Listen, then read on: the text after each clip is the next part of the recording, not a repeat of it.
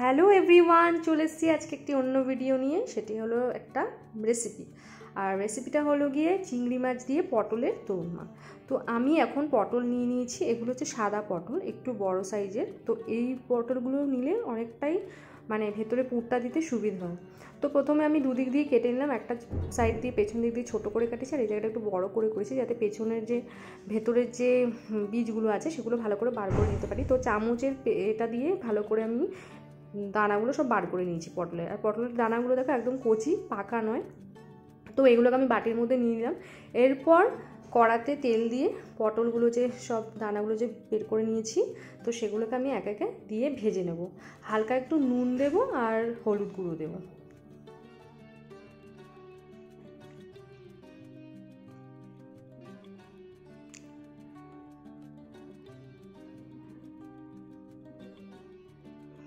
তো এই যে নুন আর হলুদ গুঁড়ো দিচ্ছি, দিয়ে একটু ভালো করে নাড়িয়ে নেব, ভেজে নেব। ভেজে হয়ে গেছে, লাল লাল করে ভেজে নিয়েছি।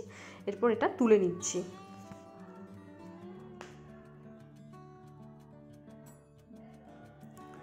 এরপর এই যে আমি ভেতরে যে পুরটা সেটা বানাবো, তো আগে মিক্স করে নেব। তো প্রথমে আমি নিয়ে নিলাম পটলের দানাগুলো, সব ভালো করে এখানে দিয়ে দিলাম। এরপরে দিলাম রসুন, আদা আর হচ্ছে কি কাঁচা লঙ্কা, আর দিয়েছি পেঁয়াজ। পেঁয়াজটা দিইনি, পেঁয়াজটা অল্প পরিমাণে দিয়েছি। রসুন, আদা আর কাঁচা লঙ্কা দিয়েছি।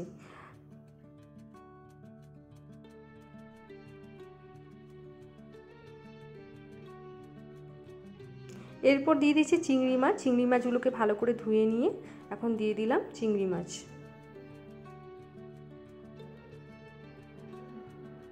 এরপর ভালো করে এটা মিক্স করে নেব।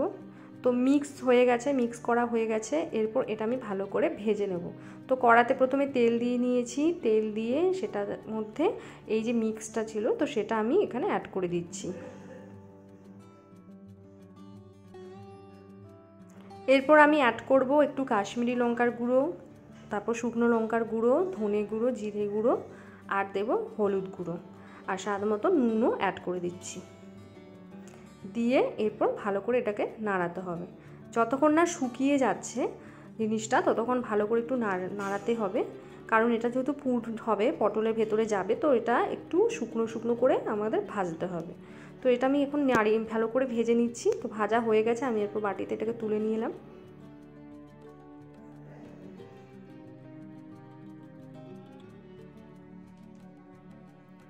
আর আমি আলাদা করে এখানে একটু কাজু, তারপর পোস্ত, তারপর হচ্ছে বীজ, চারমগজ দানা, এগুলো সব পেস্ট করে নিয়েছি। তারপর একটু টক দই ফেটিয়ে নিয়েছি। তো এই যে আমি পুরটা যে আগে থেকে ভেজে রেখেছি, তো সেটা আমি এখন পটলগুলোর মধ্যে একে একে ভরতে থাকবো। তো দেখো আঙুল দিয়ে ভালো করে দিতে হবে, চেপে চেপে, চামচ দিয়ে এটা হবে না। তো যতটা পারবে, যত বেশি পুর হবে তত খেতে এটা টেস্ট হয়। তো আমার যতটা পটল ছিল সেই অনুযায়ী আমি পুরগুলোকে ভালো করে ব্যালেন্স করে ভরে দিলাম। আর এটা আঙুল দিয়ে করবে, আঙুল দিয়ে ভরলে সুবিধা হয় আর কি।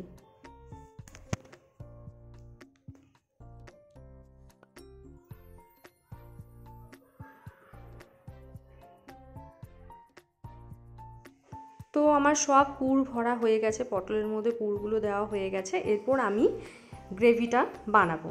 তো প্রথমে আমি কড়াতে সাদা তেল নিয়ে নিলাম, তার মধ্যে অ্যাড করব আমি গোটা গরম মশলা, তারপর শুকনো লঙ্কা, তেজপাতা।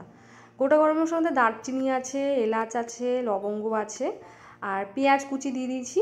আর এখানে আদা রসুন পেস্ট, পেঁয়াজ পেস্ট, কাঁচা লঙ্কা সব একসাথে ভালো করে পেস্ট করে নিয়েছি। এই মশলাটাও আমি এখানে অ্যাড করে দিচ্ছি।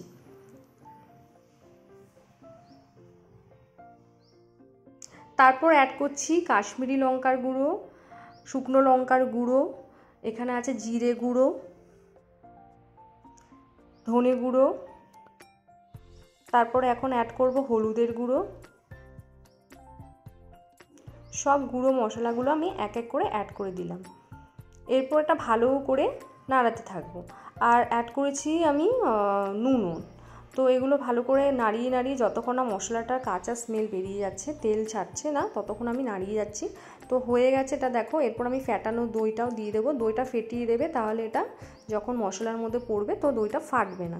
তো ফ্যাটানো দই দেওয়া হয়ে গেছে। আর আগে থেকে যে আমি সব কাজু বাদাম, চারমগজ বাদাম সব কিছু আমি একসাথে পেস্ট করে নিয়েছিলাম, তো সেটাও আমি পোস্ত সব কিছু আছে এখানে, এটা এখানে অ্যাড করে দিচ্ছি।